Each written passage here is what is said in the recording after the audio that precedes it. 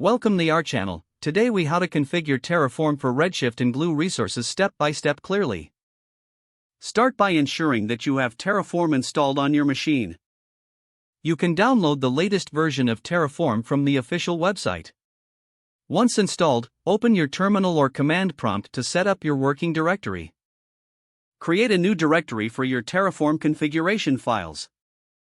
Navigate into that directory using the command line. Next, you'll want to create a new file for your Terraform configuration. Name the file something intuitive, like main.tf. Now, let's specify the provider for AWS. Begin by adding the provider block for AWS in your configuration file. Set the region where you want to deploy your resources. Remember to configure your AWS credentials.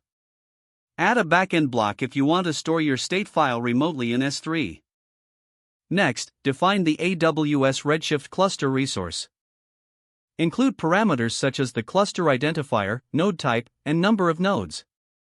Make sure to specify the master username and password.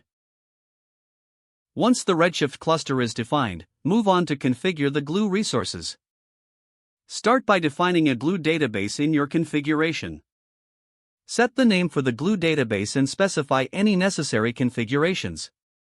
Next, add a Glue crawler resource to your configuration. Set the crawler name and specify the Glue database target.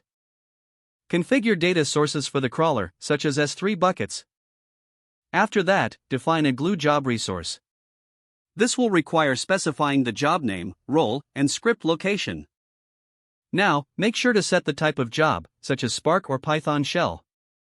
Next, validate your Terraform configuration files. Run the command terraform init to initialize your configuration. Then, use Terraform plan to see the changes that will be applied. Once you've reviewed the plan, apply the configuration with Terraform apply. Don't forget to like this video and subscribe to our channel for more step-by-step tech guides.